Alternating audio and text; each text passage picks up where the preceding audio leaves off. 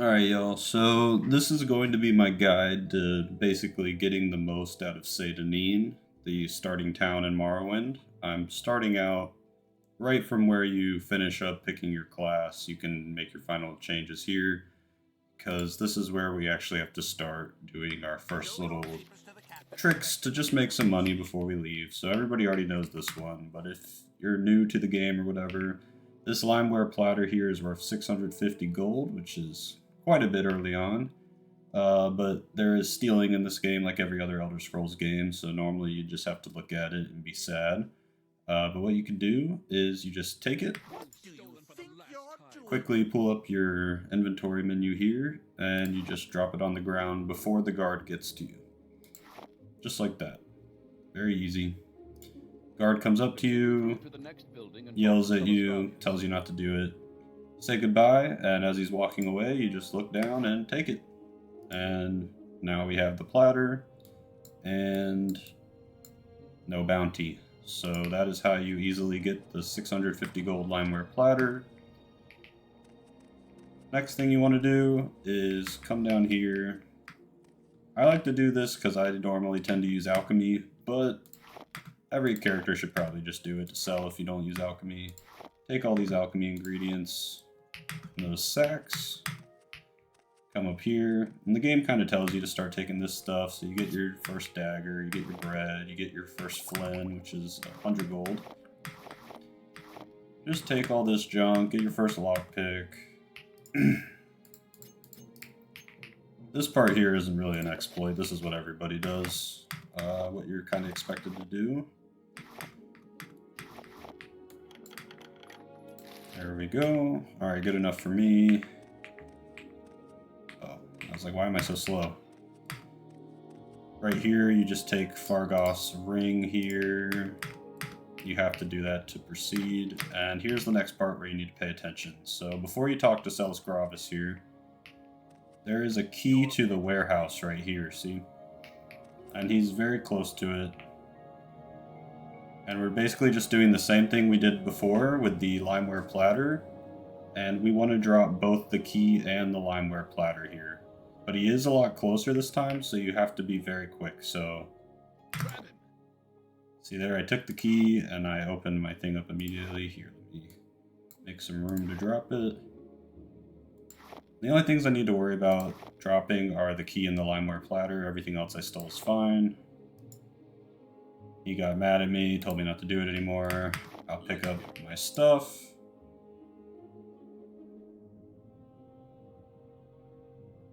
Okay, so some of the stuff I took that was, Okay, so as you can see, he did take all those alchemy ingredients I stole from those sacks earlier.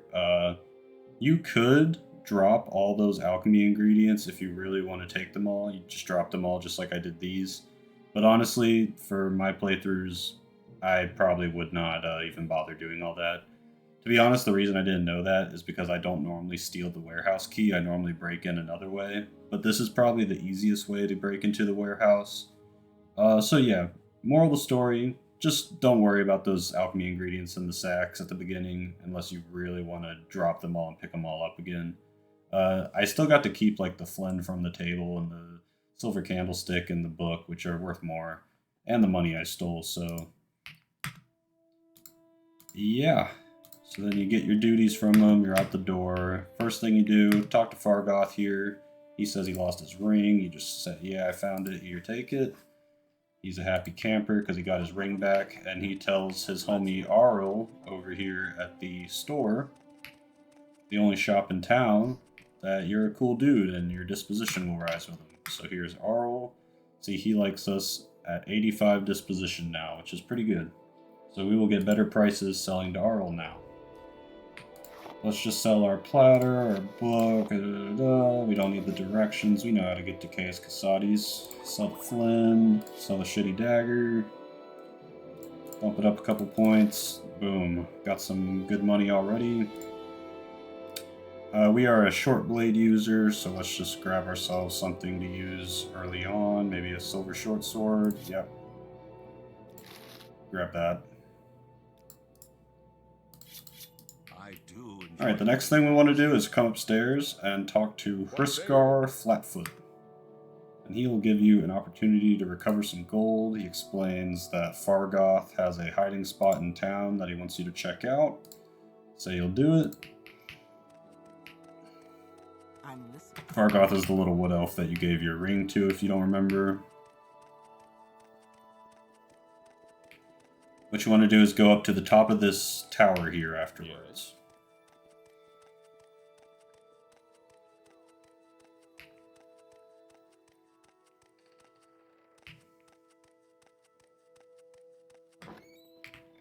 Okay. Go up to the top of the tower. There is a nice skill book up here too. This one right here. Just make sure you're sneaking because there is a lady downstairs, but this is a $300 skill book for unarmored. And you might as well take the $30 grief too. Next, you just come up here, hit time. Just wait until about midnight. And then just sneak and watch. You see Fargoth down there is sneaking around. He can't actually see you and like not do what he's supposed to do, I don't think here. I think even if I wasn't sneaking it would be fine, but this is how I've always done it. He'll get to about this point here, eventually stop. And eventually he's going to make his way to this little bog here. So we're just going to watch him, wait for him to get to his bog. Is that weapon I bought low durability right now? Oh yeah, it's only 270 out of 570 condition. I never noticed that.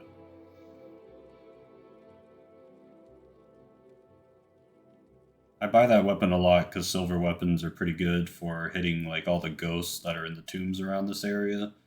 And a lot of my characters are short blade users, so I tend to buy that weapon from him a lot, but I did not realize it wasn't full durability. Alright, you don't have to go all the way through the tower again, you can just jump down to this tree. Use it to get down. What we were waiting for, by the way, was for Fargoth to stand next to this stump in the middle of this little pond here for a little bit. So once you see him finish up looking at this tree stump, you can go and get a free lockpick, 300 gold, and his ring back. And you can go and taunt him about it if you want. Don't go back to Hrisgar, the Nord that we talked to at the top of Arl's Trade House about this. Just keep the money, consider it done. You have something to say to me? Alright, so the next thing we're going to do. Alright, so I decided to make a daytime to just make sure you guys would be able to find this. So here's where I am right now, right across the bridge from the town. We're going to go straight this way. Across this little part of the water here. Can't get through these rocks. Just follow the coast here. Made this mud crab mad. Okay. So you'll know you're in the right place because there's always like one or two of these little Aquama foragers and a scrib.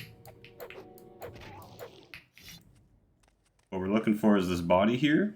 This is Processus Vitellius. And he's got, first of all, he's got some clothes that I think look nicer than the default clothes, so I always end up putting this guy's shirt and pants on. That just looks better, right? He's also got 200 bucks and the tax record. And the quest, Death of a Taxman, wants you to go talk to Socucius or Gala when you find this, who is like the old bald guy that you used to assign your skills when you made your class at the beginning of the game. You're supposed to go hand it in to him, and then he tells you, like, hey, there's a murderer that murdered this guy. Find him. But he takes the 200 gold you just found before you go find the guy. So, in order to get the most money, what you can actually do is go here to Foreign Gilnith Shack. It's right here next to, like, the pond where we got Fargoth stuff from.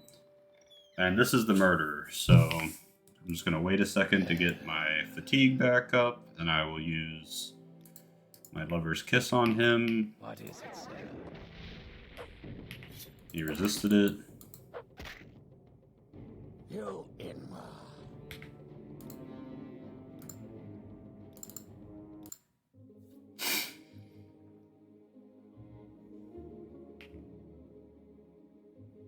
Okay, so that was kind of embarrassing. I forgot that Lover's Kiss was going to completely drain my stamina, and when I used it, he resisted it and then beat my ass. So we're going to try again. This time I'm just going to use Ancestor Guardian. What is it, sir? And another thing I did wrong is you should question him about it. Blame him, he'll attack you, and then you don't have to worry about any kind of weird stuff with the law. So now we just kill him.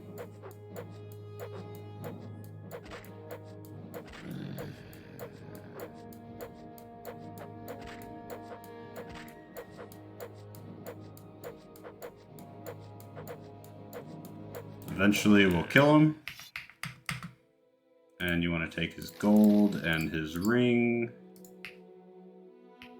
He does have a skill book here worth 150, and this can work as your Seyda Neen house. This place is a perfect starting house.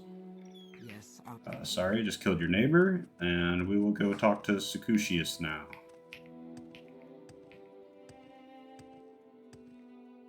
But make sure you do this in the order that I just did it in. Don't go to Nuccius first, or you won't get as much money for this.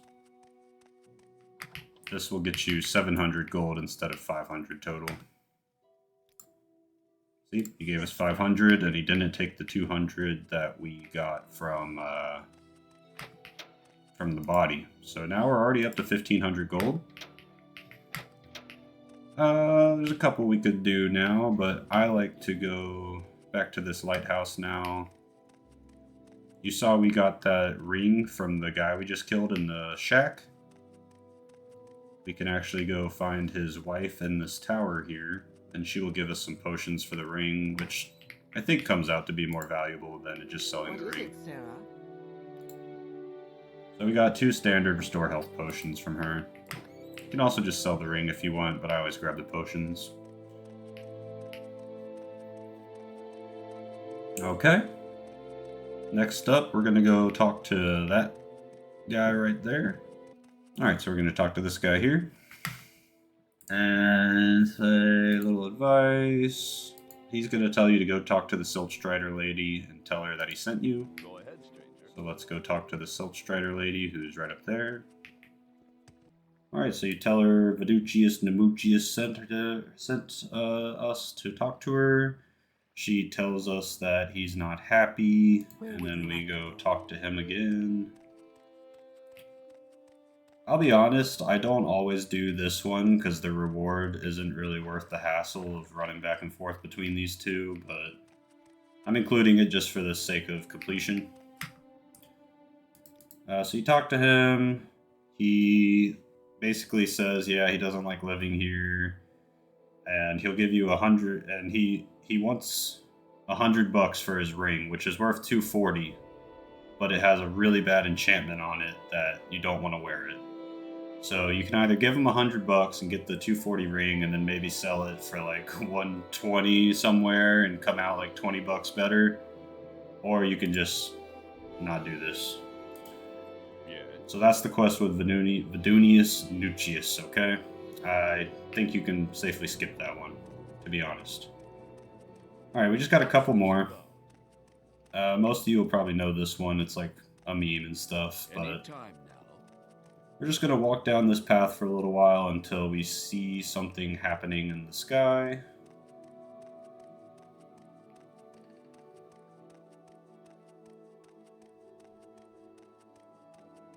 Well, actually, the first thing we'll see is a book laying on the ground.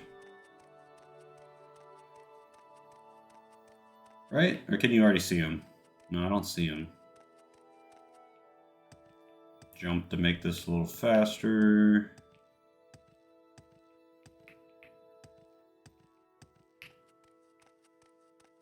Alright, so right about here, see this book on the ground. You'll hear screaming, and you'll see him fall to his death. He's got some nice robes. I tend to put these on. You get 3 scrolls of Icarian Flight, which fortify your acrobatics 1,000 points. They let you jump across the map. Just know that you will die once you hit the ground, so you have to make sure you land in water. It's also got an enchanted blade and a $50 book. So yeah. if you know what you're doing, you can look at the world map and try to line up. So like from here, I might be able to jump into this lake with one of those scrolls, and it's a quick way to get around.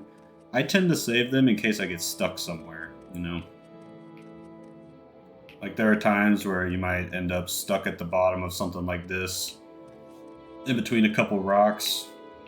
Maybe you don't have a way to levitate at the time. Those scrolls can get you out of a pinch. But yeah, you can also just have some fun with them if you want. Quick save and jump around, see what you can do. Or you can just sell them. Alright, 2 more quests that I can think of. So the first thing we're going to do is remember that key that we stole from the Census Office right before we left into the main world. We're going to go into the warehouse that key is for and see what we can find. Since we have the key, we don't have to worry about sneaking in or anything. The guards aren't going to care. Just walk right in. And in here, lots of alchemy ingredients, weapons, armor, moon sugar. Yes, we want the moon sugar for sure. More moon sugar. I don't know why they got so much cocaine in here.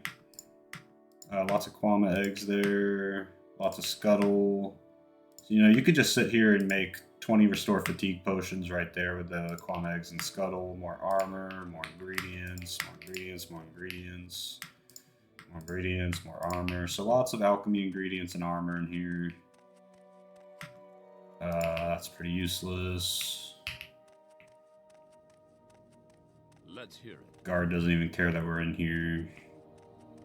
This is a sneak trainer, I believe. Security and sneak and stuff like that. You can use her if you'd like. Probably won't be able to steal that gold with her standing there. Let's check the other staircase. What's this about?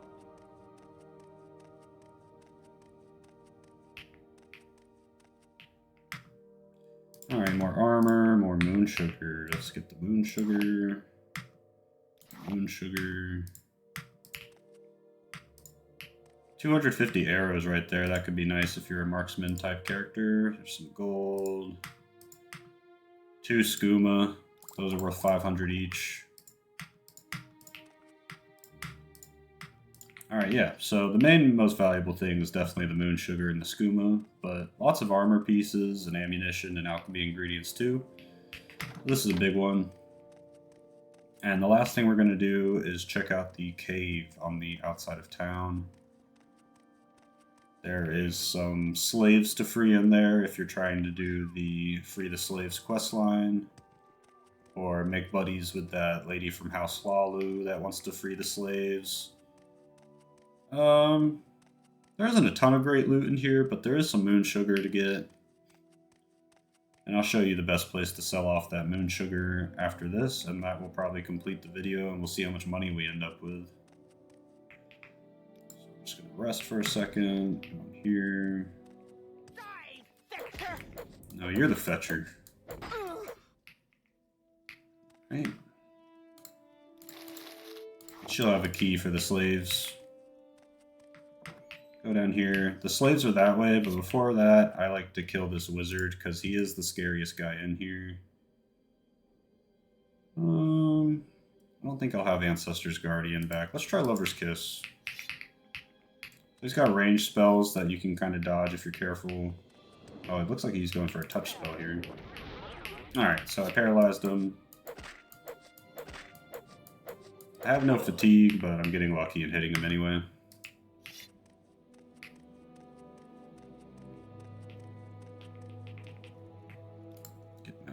Stuff back. Alright. Then here's the slaves. You just unlock their bracers.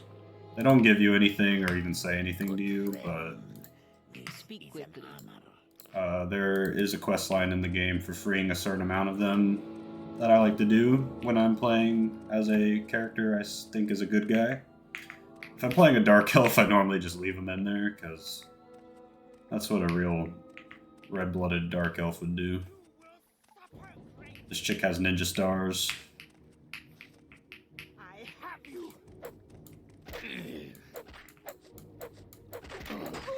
And I think this is where most of the moon sugar is. Yeah, here we go. Gold. Moon sugar. Yeah. Okay. This way. Hope this isn't too dark on YouTube.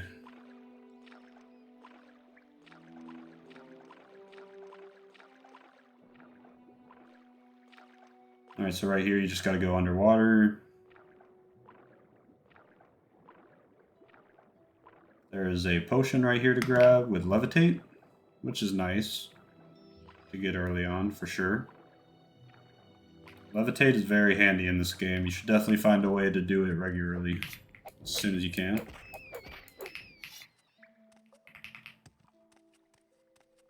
And right here there is a free pauldron and some gold. And a little ring right here that's kind of hard to see, but there is a thief ring right there.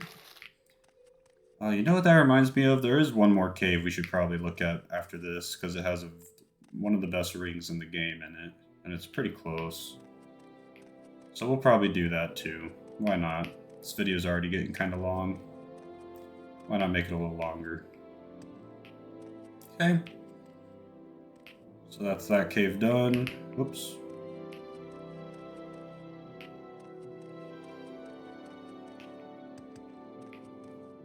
Why not make the video a little longer, right?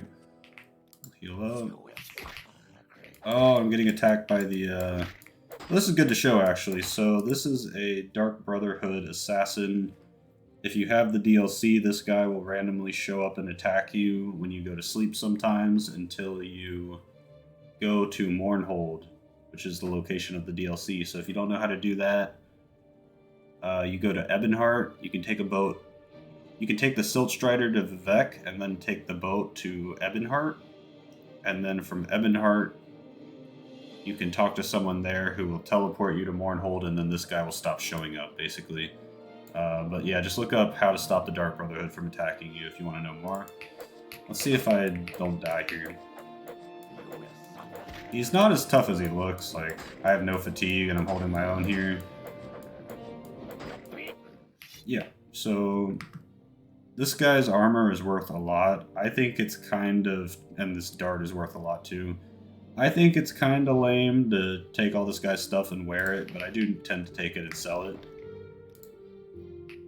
But the armor's just so OP for this part of the game that I do think it's kind of lame to just start wearing it, because then everything you find isn't going to be very exciting.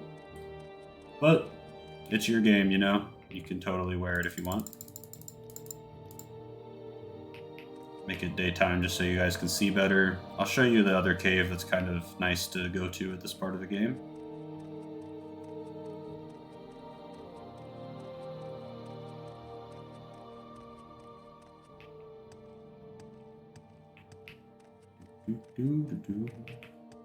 You can find it easily by just following this coast here.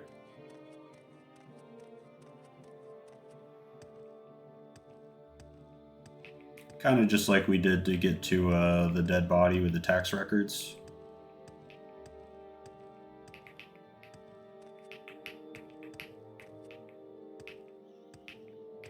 And scribs are actually normally non-hostile. You can kill them for their scrib jelly if you want. There's a cave right there, but that's not the one we're going to. Or not a cave, a tomb. The one we want is right around this corner, I think. I'm going purely off memory here, so hopefully... Yeah, there's the door right there. Oh, I pissed off this mud crab. My bad, bro. Alright. So here is the entrance to Samaris Ancestral Tomb. No way! Okay, I've never had them, like, pop up so fast in quick succession. I didn't even know that could happen. So yeah, I think this just shows the importance of going to Mournhold as quickly as possible to get this to stop happening, because it is very annoying. And dangerous. Scrib's interrupting us. Okay. So there are ghosts in here. Make sure you have either a silver weapon or an enchanted weapon or some spells you can use versus the ghost, or you won't be able to hit them. Here's a nice scroll right there worth $100. Here is a ghost.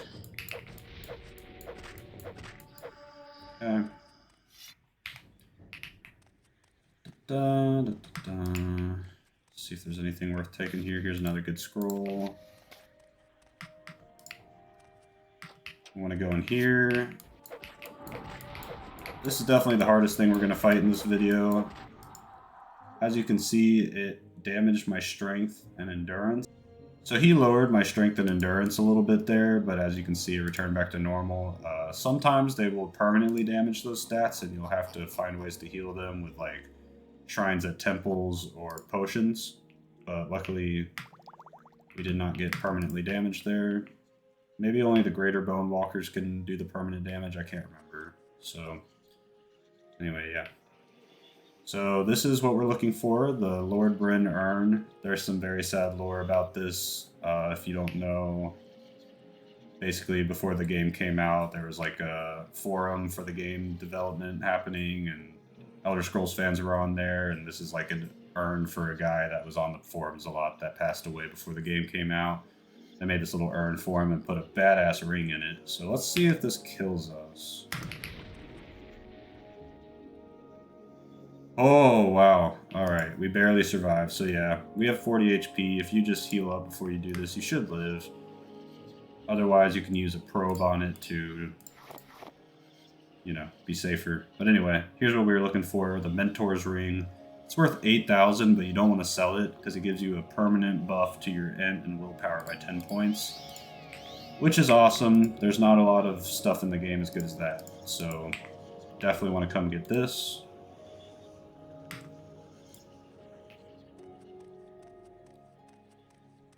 And yeah, that's the last thing I was really trying to do. What the hell?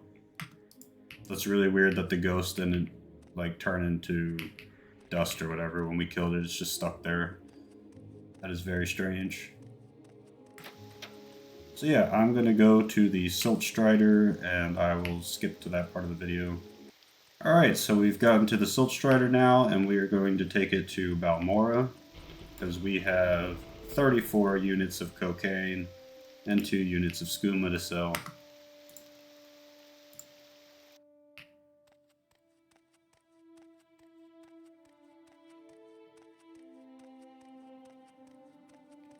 And we are just going to go to see our favorite Khajiit, Ravir. Here's Ravir. He doesn't mind dealing in skooma and moon sugar. We'll wait to get our fatigue up so we can trade well. And what I like to do is sell them one at a time. Because you see his disposition went up by 1 there.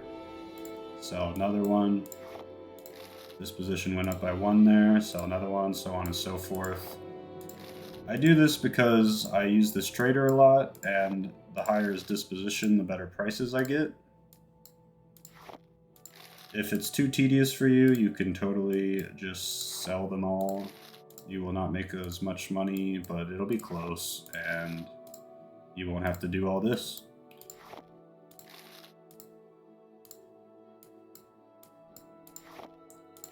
And you see his seller gold down there at the bottom right is 428 right now.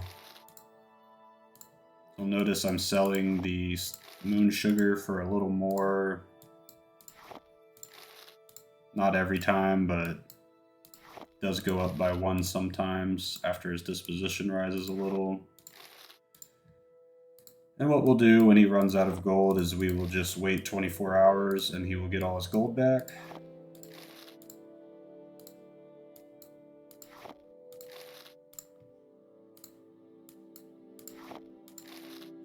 If you have a charm spell or you're an Imperial or something, you could use that before doing this. Just to get better prices right away.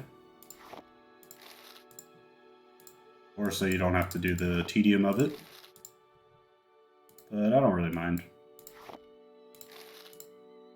So yeah, when we started selling these, I think they were only worth 18. Now they're worth 25 each, so that's a big jump.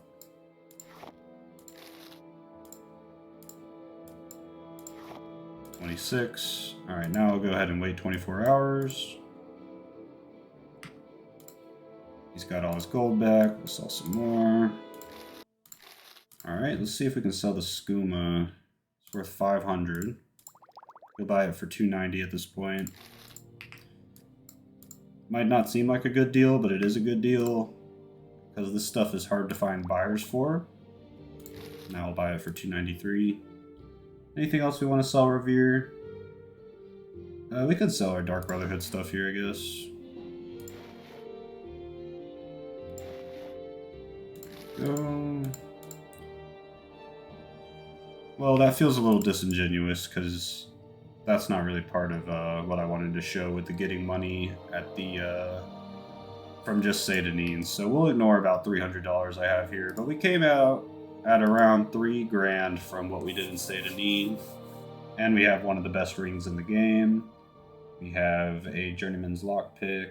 We have tons of alchemy ingredients if we wanted them. We didn't pick them up. And yeah, everything is done in Seyda Neen. No need to go back unless you just want to get the good vibes from the best starting town in Elder Scrolls. We got our Scrolls of Icarian Flight, a couple of scrolls here, a few skill books. So yeah, I think that's the best start you can possibly have in Seyda Neen. I hope this video was helpful for you guys. It's going to be a long one, but I think it's worth a watch if you plan on making lots of characters and want to have a good start for them. All this stuff I've done so many times that I don't even think about it. I just spend like 20 minutes at the beginning of a new character doing all that really quick, and then I am set up to maybe train some skills or buy some spells or, you know, whatever I want to do next. Don't forget to go run over to Caius Cassad's on the other side of Balmora here to get your free 200 bucks for delivering the package as well. And yeah, thanks for watching my guide. I'll catch y'all in the next one. Bye.